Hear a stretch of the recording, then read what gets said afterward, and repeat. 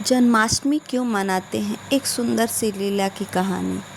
यहाँ भगवान श्री कृष्ण के जन्माष्टमी पर एक सुंदर सी कहानी जो कृष्ण जन्माष्टमी के बारे में है। बहुत समय पहले मथुरा नाम के एक राज्य में एक क्रूर राजा कंस का शासन था और कंस अपनी प्रजा पर बहुत अत्याचार करता था। उसकी बहन का नाम देवकी था और उनका विवाह जो था वासुदेव जी से हुआ था।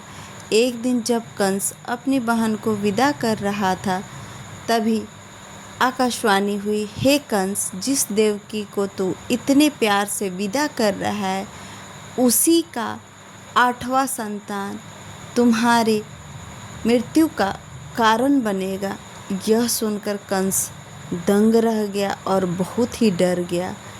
उसने तुरंत देवकी और वासुदेव को जेल में डाल दिया और कंस एक एक करके देवकी के बच्चों को मार डाला।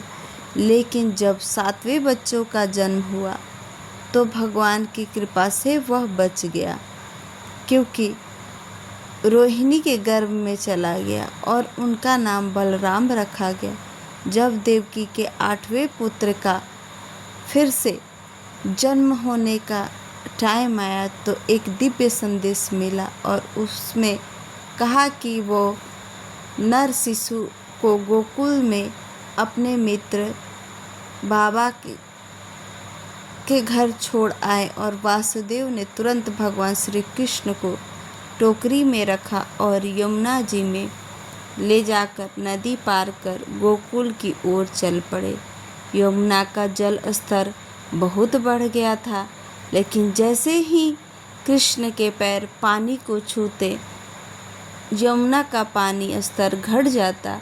रास्ते में शेषनाग जी ने अपने फन से बारिश से कृष्ण की रक्षा की।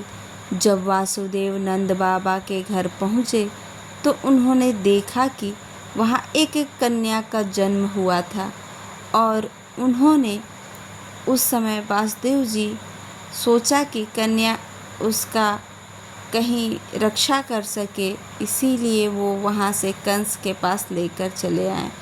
उनके हाथ से छूटकर जब कंस मारना चाहा तो उसके हाथ से छूट गई और आकाशवाणी हुई, हे दुष्ट कंस, मुझे मारने से क्या होगा, तेरा वध होगा।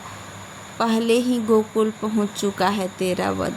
यह सुनकर कंस क्रोधित हुआ, लेकिन वो कुछ नहीं कर पाया और वो गुस्से से तिलमिलाकर इधर गोकुल में नंद बाबा और माता यशोदा ने कृष्ण को बड़े प्यार से लाड़ प्यार से पालन पोषण किया।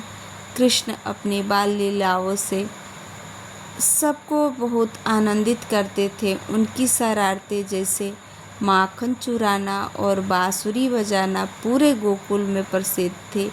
वो अपनी लीलाओं से सबको आनंद और रोमांचित कर देते थे। उसी समय उसी दिन भक्त श्री कृष्ण का उपवास रखते हैं जिस दिन उनका जन्म हुआ था। मंदिरों को सजाते हैं और 12 बजे तक भजन कीर्तन इत्यादि करते हैं और धूमधाम से उनका जन्मदिन मनाया जाता है। यह त्यौहार हमें यह बताता है कि बुराई पर हमेशा अच्छाई की जीत होती है। तो यह आपको अच्छी लगी कहानी